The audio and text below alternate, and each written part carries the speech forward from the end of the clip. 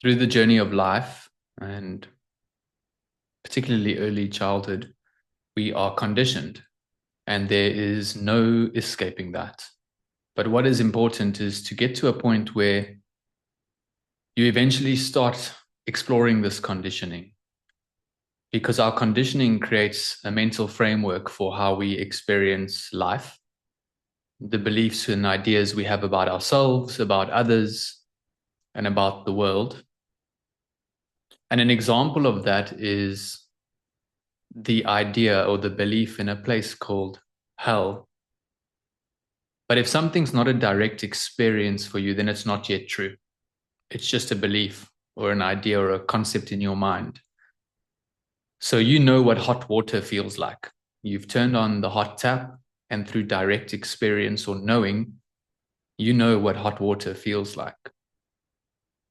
But ask yourself, have you ever experienced hell? Have you been there? Do you factually know that it exists? Because if you don't, then it's just a belief.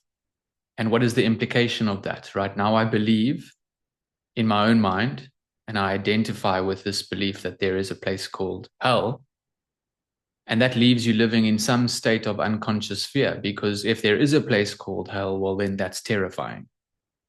And no matter what anyone else tells you about what they think about hell, because that's just the transfer of their ideas and beliefs to you, if we can recognize that I have no experience of ever knowing directly that there is a hell, well, then it's just a belief, a mental model that you have about a non existent place.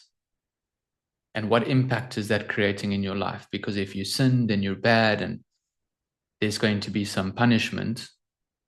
But that immediately falls away when we say to ourselves, hold on, there's a belief that I have about a place called hell.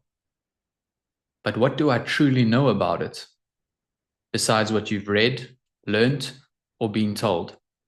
And have any of those people directly experienced it, the same way as directly experienced the feeling of hot water?